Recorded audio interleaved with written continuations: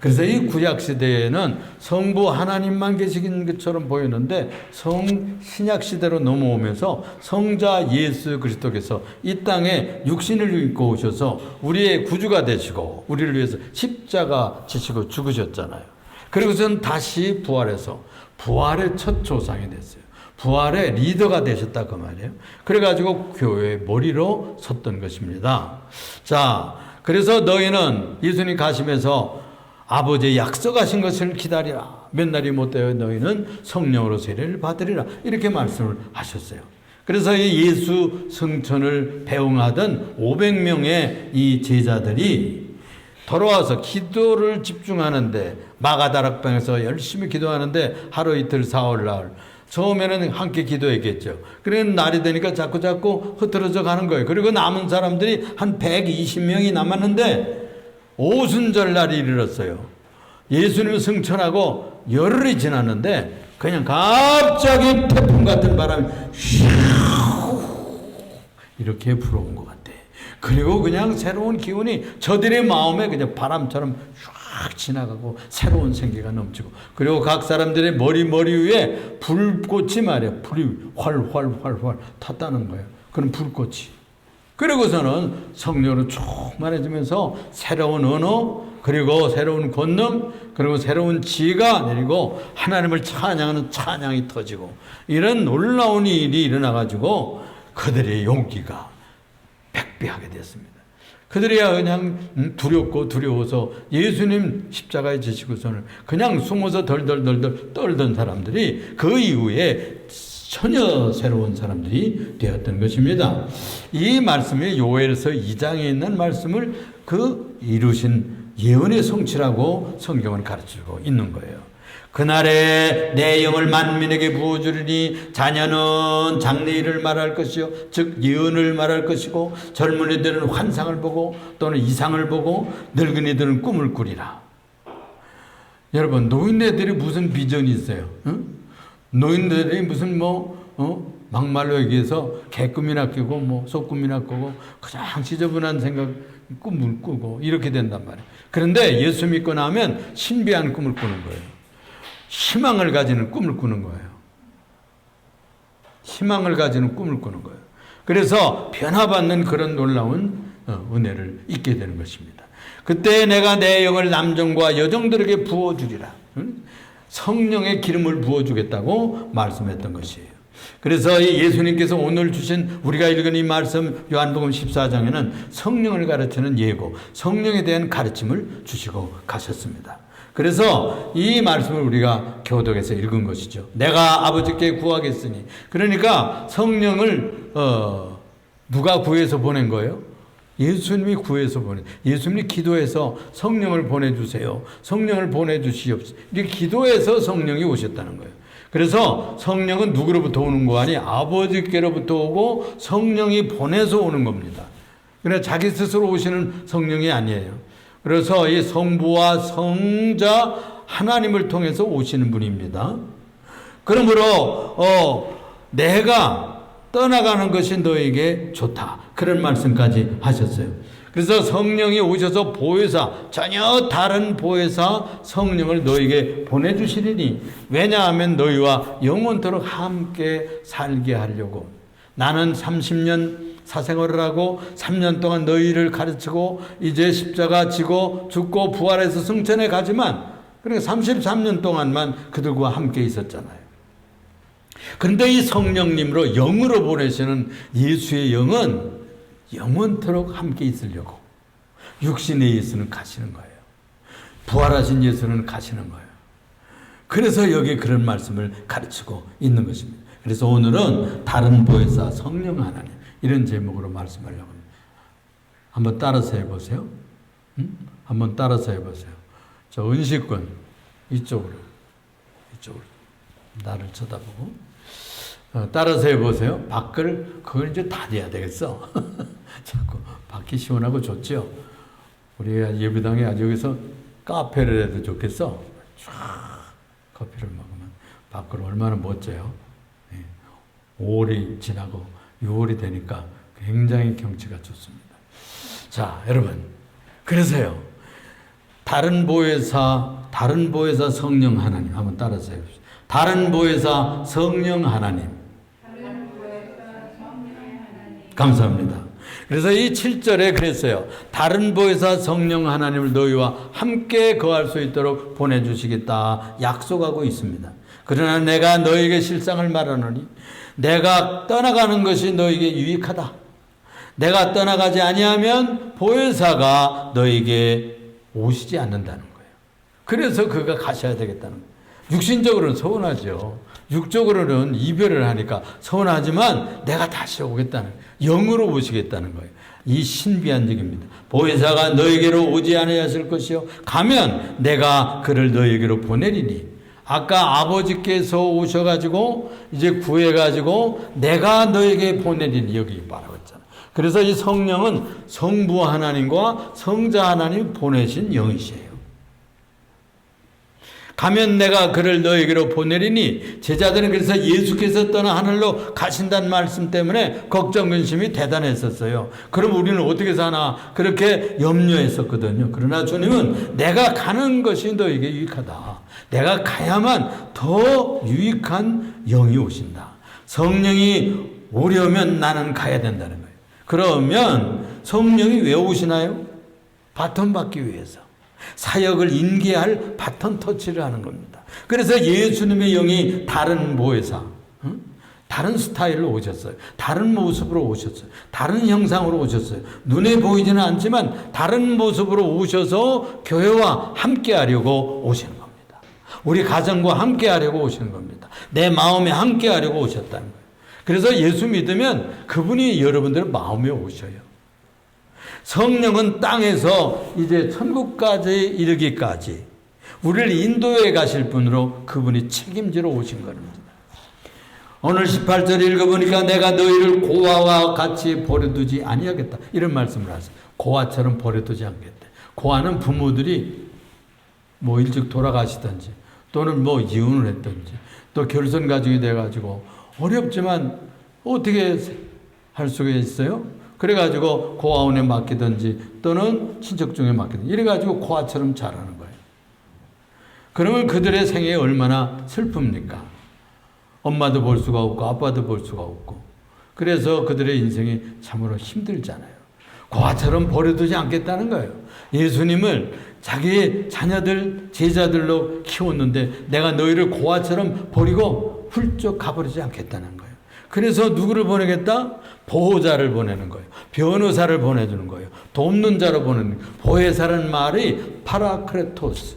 그래서 우리들에게 옆에서 변호해주고 우리를 뒷받침해주고 도와주고 또 상담해주고 이런 분으로 보내신다는 뜻이에요. 자, 그러면 이 보혜사 그분이 어떤 일을 하시는 분일까요? 그분은 첫째 우리 속에 오시는 진리의 영이라. 진리의 영. 진리의 영은 진리를 가르치는 영입니다. 진리로 인도하는 영입니다. 여기 17절에 그는 진리의 영이라 세상은 그를 능히 받지 못하고 알지 못하고 보지도 못했다 그랬어요. 그런데 너희는 그를 아나니 그는 너희와 함께 거하기 때문이다. 너희와 함께 사시기 때문이다. 너희 속에 계시기 때문이다 그랬어요. 성령이 우리 속에 오셨기 때문에 그분과 여러분들이 이야기할 수 있어요. 그래서 예수님과 얘기하듯이 성령 하나님 진리를 가르쳐 주세요. 그러면 진리의 말씀을 가르쳐 주셔요.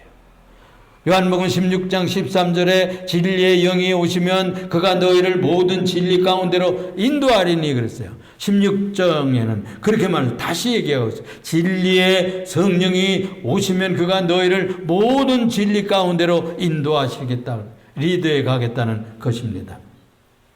세상에는 거짓이 많죠. 불법이 많고 불의가 많고 그것들과 연대하거나 연결되지 않으시고 죄를 용납하지 않는 신이셔요. 싫어하는 신이세요. 그래서 우리가 죄 짓는 걸 그렇게 싫어하는 거예요. 요즘 정치 세력을 볼 것 같으면 불법을 행하고도 부끄러운 줄을 몰라요.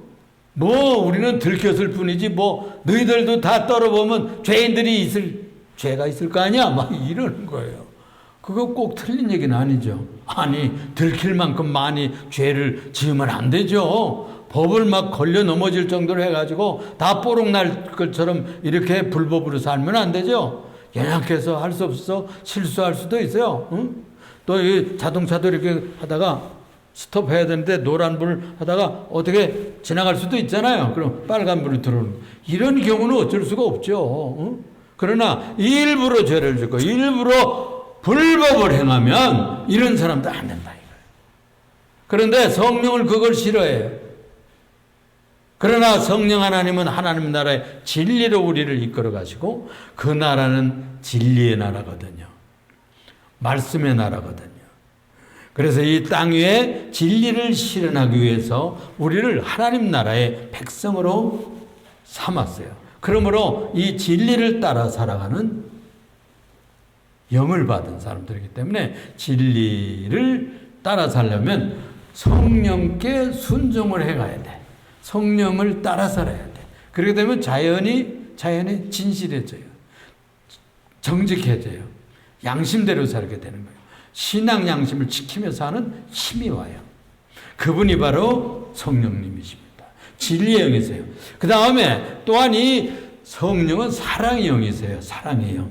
나의 계명을 지키는 자라야 나를 사랑하는 자니 나를 사랑하는 자는 내 아버지께 사랑을 받을 것이요 나도 그를 사랑하여 그에게 나를 나타내리라. 그가 우리에게 나타나려면 계명을 열심히 지키면 그분이 오셔요. 충만해져요. 그래서 그분이 영으로 우리들의 마음속에 오셔서 우리를 격려하시고 힘주시고 사랑해 주셔요. 이 사랑의 영, 이 성령은 용서하시는 영입니다. 용서하면 승리한 제자가 되는 거예요. 미움을 이기는 사람이 되는 겁니다. 주님을 사랑하고 진정 경외하십니까? 그가 오시면 내 마음속에요. 미움이 사그라들어요. 쪼그라들어요. 소멸하게 되는 거예요. 불만이 자꾸 줄어들고 소멸하게 되는 것입니다. 이 성령이 충만하게 되면 만족과 기쁨과 은혜와 지혜가 생기고 마음에 인정이 넘치게 되고 사랑과 용서가 넘치게 되는 거예요. 그래서 그가 내 안에 계시고 내가 그 안에 있으면 사랑의 사람으로 되어서 계명을 지키는 거예요. 말씀을 따라가는 겁니다. 계명을 행할 능력을 주시는 거예요. 그래서 이 성령은 사랑의 신이시기 때문에 우리가 주의 말씀을 따라 사는 그런 적응력을 주시게 되는 것입니다. 그래서 이 주님과 이웃사랑에게를 내무과 같이 사랑하는 능력이 오게 되므로 내가 주의 말씀과 계명을 지키는 것을 보면 내가 주님을 사랑하는가 보다 알게 되는 거예요. 말씀 따라 살면 내가 주님을 따라 사는구나 분명히 증거가 되는 겁니다. 또 요한복음 16장으로 넘어가서 8절에서부터 11절까지 볼 것 같으면은 세 가지 얘기를 하는 거예요. 내가 죄에 대해서 증언하러 왔다. 내가 의에 대해서 증언하러 왔다. 내가 심판에 대해서 증언하러 왔다. 그랬어요. 이 죄는 무엇이냐? 최고의 죄는 하나를 믿지 않는 거예요. 예수를 믿지 않는 것이 죄입니다. 그래서 오늘 우리가 읽지는 않았지만 여러분들의 주보에 내가 소개하는 그 전도하는 말씀에 볼 것 같으면 선을 행하는 자는 생명의 부활로 나온다. 선을 행하는 자는 생명의 부활로. 악을 행하는 자는 사망의 부활로 나요. 그 악은 뭐냐? 도덕적인, 윤리적인, 양심적인 우리가 하다가 예수 믿으면서도 실수해요. 우리가 연약해가지고 완전하지를 않아요. 예수는 믿지만. 그런데 최고의 죄는 예수님 안 믿는 죄예요. 그 죄를 지적하러 오셨다는 거예요. 또 우리가 예수 믿으면서도 자꾸 실수하면 양심이 괴로워. 양심이 괴로워서 견딜 수가 없어요. 이런 자극을 성령이 주시는 겁니다. 그래서 성령이 오시면 죄를 짓지 못해. 죄를 지으려면 자꾸 가책이 되고 주님이 기뻐하시지 않겠지? 그래가지고 죄 안 짓게 되는 거예요. 또 그 다음에 의에 대해서 증언하러 오셨다고 그랬어요. 의는 무엇인가 하니 하나님이 보내신 아들 예수가 십자가를 지시고 부활하셨어요. 그 의를 증언하러 오신 분이 성령이에요. 성령은 자기의 모든 것을 중요하는 것이 아니라 하나님의 의, 즉 예수 그리스도의 의를 십자가의 복음을 증거하는 데는 금방 역사하세요. 기적도 나타내시고 아주 그냥 놀라운 아주 신비한 일들이 나타내시고 성령의 나타나심이 일어나게 되는 것입니다. 그리고 마가복음 16장 16절 끝절에 볼 것 같으면 말씀을 전파하는데 그냥 그 말씀을 증언하시는데 주님이 기적을 같이 하시고 주께서 함께 하심으로 그 말씀을 확증하셨다 그랬어요. 확증하셨다. 확실히 증거하셨다. 이렇게 전해주고 있거든요. 그러니까 성령께서 오셔서 자기의 의를 드러내는 데는 그리스도의 의를 드러내는 데는 하나님의 의를 드러내는 데는 오셔요. 또 그분이 오시는 것은 심판을 증거하러 오십니다. 최고의 심판을 받을 자는 누구냐면 마귀예요. 사단입니다. 우리가 죄 지어도 심판받겠지만 귀신과 악령과 더러운 것들을 심판하기 위해서 지옥을 만들었다는 거예요. 사실은 우리 인간들이 지옥 가게 하기 위해서 지옥을 만들었지 않았대요. 이 배반자, 이 사탄을 그 귀신들을 지옥 보내기 위해서 했는데 이것들이 혼자 가기 싫으니까 자꾸 꼬여가지고 지옥으로 데리고 가려고. 우상 섬기게 하고 죄짓게 하고 하나님 불순종하게 하고 살인하고 음란하고 도둑질하고 사기치고 이런 악하고 폐역한 일들을 자꾸 행하게 하는 것입니다. 그래가지고 끌고 가려고 그래가지고 할 수 없이 거기 같이 들어가게 되는 것입니다. 이렇게 마귀를 심판하고 사단을 심판한다고 하는, 그래서 악한 일을 행한 자는 심판을 받는다는 것을 증거하는 거예요. 그래서 성령은 의에 대해서, 죄에 대해서, 그 심판에 대해서 증언하러 오신 분입니다. 성령이 오시면 그 다음엔 무슨 일을 우리에게 알려주시는 거 아니? 장래일을, 여러분들 장래일이 궁금하죠? 응? 장래일, 이제 장래일, 미래일, 성령 충만하게 되면요, 장래일이 알려져요. 짐작이 돼요. 아, 이렇게 되겠구나 생각이 와요. 이렇게 될 것 같네. 그런 비전이 열려요. 성령 더 충만해지면 예언의 은사까지 받아요. 그래가지고 남의 일까지 알게 돼. 성도들의 친구, 성도들의 또는 아들의 일, 아빠의 일, 기도 많이 하면 저렇게 가면 안 되는데, 저 잘못되는데, 이런 것을 알게 돼. 또 절 되면, 잘 되겠네, 복 받겠네, 그 일이 성공하겠네, 이걸 감이 잡혀. 그건 누가 알려주시느냐? 성령께서 알려주시고. 성령께서 그 기도 생활 많이 하면 성령 충만하게 돼가지고 영을 받는데 예언의 영을 받아요. 예언의 영. 그런데 이 예언이라는 말은 세 가지 뜻이 있어요. 하나는 무엇인가 하니 과거에 일으켰던 하나님의 사건을 해석하는 영이에요. 또 한 가지는 현재 사건이 무슨 사건이 일어났어. 일이 벌어졌어. 그러면 그 속에서 하나님의 뜻이 무엇인지를 분간하고 분석해서 알게 되고 말하게 되는 예언이에요. 그걸 현재 일을 해석해. 무슨 뜻인지. 꿈이라도 꾸면 그게 무엇인지 해석하게 돼요. 또 아직 일어나지를 않았어. 미래에 이런 일이 일어날 거다. 그런 일을 예언하게 돼요. 그래서 과거, 현재, 미래를 예언하게 되고 내다보게 되는 은혜가 와요. 그래 얼마나 좋겠어요, 여러분. 기도 많이 하셔가지고 그렇게 지금 당장은 모르는 것 같지만 장래일을 말할 것이요. 예언의 은사를 준다고 그랬어요. 그거 왜 그러냐 하면은 영광을 드러나게 하기 위해서요. 그리스도의 영광을 드러나기 위해서 그 과거의 일이 왜 그런 일이 일어났었느냐, 지금 현재 일이 왜 그런 일이 일어나느냐 예언하게 돼요. 그리고 미래에는 이런 일이 일어날 것이다. 이것은 하나님의 영광, 그분의 존재의 영광을 드러내기 위해서 예언의 은사를 주시는 거예요. 마가복음 16장 20절 말씀에 제자들이 두루 전파할세 내 주께서 함께 역사하사 그 따르는 표적으로 말씀을 확실히 증언하셨다. 주께서 함께 하시는 역사가 있었다고 여기서도 말씀하고 있습니다. 그렇게 되면 미래에 일어나리라고 하는 온 천하에 다니며 복음을 전파하라 그랬잖아요. 이제 땅끝까지 이르러 복음을 전파하면 내가 그때 다시 오리라 그렇게 약속해 주셨잖아요. 그래서 이 미래의 일을 성취해가는 것이 전도입니다. 선교입니다.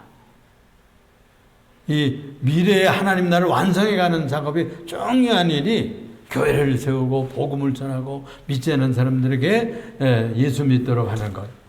또 복음을 전하기 위해서 우리가 구제도 하고 장학금도 주고 선행도 하잖아요. 그렇게 해야 복음을 받아들일 거 아니에요. 그렇죠? 그런 일들이 다 하나님 나라를 확장하는 일이고 주의 미래적인 사건을 완성하는 그런 일들입니다. 그 다음에 성령은 또 가르치는 영이에요. 가르쳐 주셔요. 요한복음 14장 26절에 보면 보혜사 곧 아버지께서 내 이름으로 보내실 성령 그가 너희에게 모든 것을 가르치고 그랬어요. 오늘 읽지는 않았어요. 근데 그 밑으로 내려가 보면 모든 것을 가르쳐 주신대. 아버지의 이름으로 보내실 성령 그가 우리 성도들을 가르쳐 주신대요. 왜요? 모르는 것이 많잖아요. 내일 일이 어떻게 될지, 이 문제가 어떻게 될지, 이게 뭔지 참 모를 것이 많거든요. 그 지식의 말씀이라고 그래요. 그걸 지식의 말씀. 지식의 말씀이라서 이렇게 될 것이다. 말씀이 들려오기도 한다고 그래요. 어떤 사람은. 마음에 생각이 나요. 그래서 가르쳐 주시는 거예요. 너희 모든 것을 가르치고 내가 너에게 말했던 것 모든 것을 생각나게 하시리라.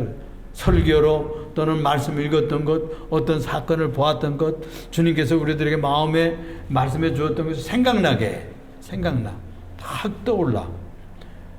그 생각지도 않은 일이 일어나는 우연처럼 주님께서 그 일을 통해 가지고 생각을 통해서 가르쳐 주는 겁니다. 그래서 이 모세처럼 또 바울처럼 모세야 매일 부른다면 우리가 깜짝깜짝 놀랄 거예요.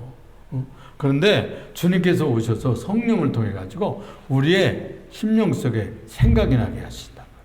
생각나는 때는 놀랄 거 없잖아요. 우리들이 캐치할 수 있도록. 또 모르는 것은 알려주셔. 지식의 영으로 지식의 말씀으로 알려주신 것이다. 생각으로 알려주시고 음성이 들려지기도 하고 어떤 때는 꿈을 통해서도 알려주시고 또 누가 말씀을 통해서 성경 읽다 보니까 또 성경을 펴는데 그 말씀이 탁 눈에 떠올라. 이런 식으로 가르쳐 주시는 영입니다. 그래서 교사의 영이에요. 영적인 선생이에요. 그에게 기도로 물어보면 돼요. 그래서 기도하면 우리들이 알 수 있는 그런 방법으로 생각도 나고 또는 어떤 꿈으로도 어떤 때는 말씀이 떠오르기도 하고 성경을 폈는데 그 말씀이 눈에 들어오기도 하고 이래서 깨닫게 돼요. 그래서 그분은 가르쳐 주시는 지혜의 신입니다. 지혜의 영이고 교사의 영이십니다. 그래서 무엇이든지 물으면 대답해 주시오. 내 이름으로 구하라 그랬어요. 무엇이든지 구하라. 꼭 물질적인 것만 구하는 것이 아니고 그런 지혜를 구하시면 꾸짖지 아니하시는 그분이 좋은 것으로 채워주시라고 그랬어요. 그 다음에 그분은 아주 평안의 영이십니다.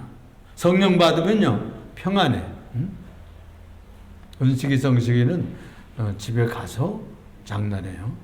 우리 청소년 때가 되면 앉아 있을 수가 없어. 이 설교가 좀 길기 때문에 견디기가 힘들어요. 15분 더 하지 말라고 그러는데 집중해줬으면 좋겠어요. 그래서 이 평안의 영이 옵니다. 여러분 마음이 불안하고 걱정하고 금시하고 염려 이런 것들 있잖아요. 성령 충만하게 되면 마음이 편해져요. 아직도 문제가 해결되지 않았는데도 불구하고 평안이 와요.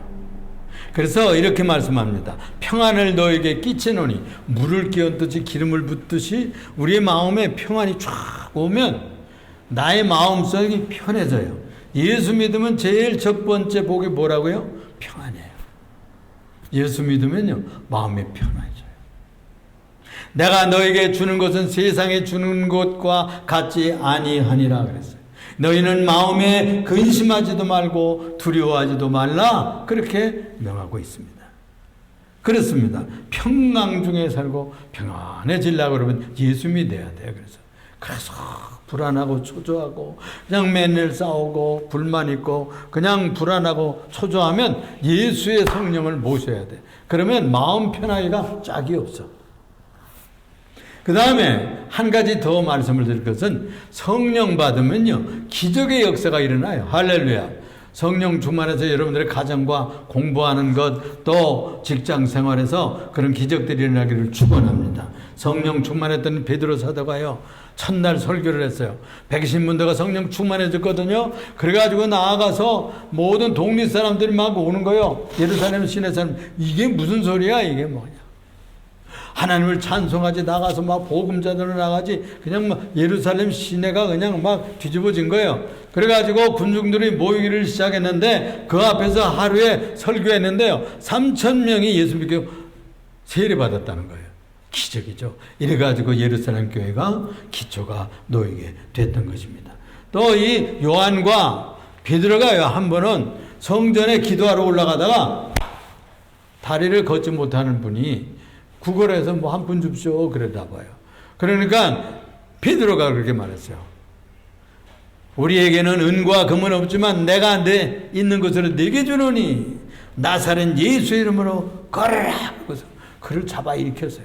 그랬더니 그냥 벌떡 일어나가서 그때부터 걷고 뛰고 하면서 그냥 하나님 앞에 찬송을 돌렸다고 성경 사도행전에서 말하고 있어요. 이 성령 받으면요 기적이 일어나요. 기적이 일어나서. 제가요, 그 서울에서 이제 목회할 때인데 금요일마다 철야 기도를 했어요. 금요일마다. 그 뭐 수백 명 뭐 이런 거야. 응? 그 모이면은 열심히 기도하면 불이 내려 그냥 뜨거워지는 거예요. 그러게 되면은 뭐 안수해달라 그러면은 불면증 같은 게 떠나가요. 뭐 관절이 아프면 뭐 그런 것은 뭐 손을 긋기도 하면 금방 다 떠나가요. 치료하는 그런. 나중에는 중풍병이 다 일어나더라니까. 근데 그런 체험을 다 했어요. 그 하나님이 고치시는 거예요. 성령 충만하고 기도 열심히 하면 병이 떠나가요. 그래서 이 예배할 때 들어와서 예배하면 병이 낫는 거예요. 말씀 듣다가 낫는 거예요. 찬송하다가 기적을 체험하는 거예요. 지혜가 오는 거예요. 그리고 낙심했던 마음에 큰 희망이 생겨요. 그리고 아주 생기가 생기고 살 맛이 생겨요. 그래서 성령 받으면 아주 수지 않는다니까. 이런 기적을 체험하는 여러분들 되시기를 주 이름으로 축원합니다. 20만이나 쳐들어왔던 유다의 전쟁이 일어났어요. 아시리아가요. 들어왔어요. 20만. 전쟁이 일어났어요. 그래가지고 이제 풍전등화도 됐습니다. 그러니까 랍사게라고 하는 이 장군의 편지를 써가지고서는 너희 하나님과 우리가 섬기는 신과 내기해보자. 우리 왕이 가는 곳마다 우리 신이 강하니까 번번이 이겼어. 그러니까 예루살렘도 너희들 무너질 거야. 그래가지고 막 편지를 보낸 거예요. 이 편지를 보는 거 기가 막힌 거예요. 그래가지고 온 문무백관이 베옷을 입고요. 그리고 왕이신 이 히스기야 왕이 편지를 가지고 하나님의 전에 올라가서 제단 앞에다 놓고 울면서 기도했어요. 하나님 귀를 열어서 좀 들어보세요. 눈을 떠서 좀 읽어보세요. 살아계신 하나님이면 이거 내버려두면 되겠습니까? 하나님을 모독하고 하나님을 우습게 여기는 이 자들을 멸하여 주시옵소서. 그 밤에요 20만 중에서 18만 5천이요 천사가 보내가지고 다 죽었어요. 송장이 되었어요. 학자들의 연구에 의하면 천사가 동원한 생쥐떼가 아마 흑사병을 보냈나 봐. 그래가지고서는 활줄도 끊어놓고 그냥 북도 찢어지고 그냥 칼을 이렇게 가면 가죽줄 같은 거 다 갉아먹고 이랬다고. 자기들 아수르 도서관에 이 토비판에 그런 것이 기록이 남아있어요 지금. 그러니까 천사 한 명만 파송해가지고 들쥐떼를 몰아보낸 거예요. 그러니까 흑사병에 다 죽어버리고 말았다고. 일일이 칼로 죽인 것도 아니야. 이래가지고 다 18만 5천이 죽고 15,000명만 태각해 갔다고 되어 있어요. 기적입니다. 성령의 군대가 오신 거예요. 여러분 엘리사 선지자 때요. 아람 군대가 북왕국에 쳐들어왔어요. 그런데 도단성을 포위해버려. 도단성에 누가 살고 있었는 거 아니에요? 엘리사 선지자가 살고 있었잖아요. 그런데 이 아람 군대가 비밀한 이 부대를 보내가지고 이스라엘 왕을 암살하려고 죽여버리려고 그 서울에 침투하려고 그러면 그 길목을 막고 지키고 있는 거예요. 그래가지고 또 퇴각하고 퇴각. 한두 번이 아니야. 도대체 우리나라에 간첩이 있는 거 아니야? 너희들 중에 간첩이 있는 거 아니야? 우리가 이 비밀하게 가는데 어떻게 한단 말이야? 그러니까 안신하가 나와서 얘기하는 거야. 사실은 그게 아니고요. 그 나라에는 엘리사라는 선지자가 한 분이 있습니다. 그분은 왕이 침상에서 무엇을 어떻게 자고 또 신하들과 어떤 회의를 하고 그거 다 안다는 거예요. 다 안다는 거예요. 그래서 군대가 침투해 들은 그 길을 다 아니까 그 사람 때문에 그래요. 그래? 그놈이 지금 어디 있는데? 도단성에 산다는 거예요. 그래가지고 급속히 배갔어요. 그래가지고 그냥 그 도성을 포위했잖아요. 3중, 4중 포위했어요. 엘리사의 종이었던 게하시가 아침에 일찍 일어나가지고 일어나서 아이 참 잘 잤다 이러고 내다보는데 온 성에 그냥 적군이 그냥 겹겹이 쌓인 거예요. 아이고 하나님 일을 어쩌면 좋습니까? 주여 일을 어쩌면 좋습니까? 선생님한테 가서 보고를 했어요. 그러니까 엘리사가 기도를 했어요. 저 청년의 눈을 열어주시옵소서. 그래가지고 뜨지 못했던 그 영안을 열어보았어요. 그랬더니 그냥 그 아람 군대보다도 몇 배나 많은 불병거 하늘의 군대, 하늘의 천군 전사가 그 성을 지키고 있는 거예요. 할렐루야. 그래가지고 기도를 하는 거예요. 하나님 적병들의 눈을 보이지 않게 하옵소서. 그랬더니 그 군대가 다 어떻게 된 줄 알아요? 원식이? 다 눈이 보이질 않는 거예요. 그래가지고 그들을 다 이끌고 사마리아 도성으로 이끌어가가지고 그들을 다 무장 해제시켰습니다. 대승했어요. 왕이 신나가지고 저들을 우리들이 칼로 쳐버릴까요? 했을 때 아닙니다. 죽이지 마십시다. 우리가 싸워서 이긴 포로들도 아닌데. 그래가지고 그들을 잘 먹이고 이렇게 해서 잘 보내주었어요. 그런데 다시는 쳐들어오지 않는 그런 역사가 일어났던 것입니다. 여러분, 성령 충만이라는 게 뭘까요? 마치 시편 23편에 보면 시냇가에 심은 나무가 시절을 좇아 과실을 맺으며 그 잎사귀가 마르지 아니한 같으니 시냇가에 심겨진 나무처럼 성령은 강물 같아요. 성령은 생수예요. 우리가 성령의 냇가에 뿌리를 내려야 돼요. 우리는 그 물이 마르면 말라요, 나무도. 또 우리는 깨어진 바가지 같아. 거기다 깨어진 그릇에다 어떻게 물을 담아요? 그런데 한 비결이 있어. 어떻게 하면 될까요? 은식이 깨어진 바가지에다가 물을 한가득 담으려면 어떻게 해야 돼요? 깨어진 바가지야. 그래서 줄줄줄로 다 새. 이거 어떻게 해야 돼? 구멍을 막아야 돼? 구멍을 막아야 돼? 그래도 줄줄 새요.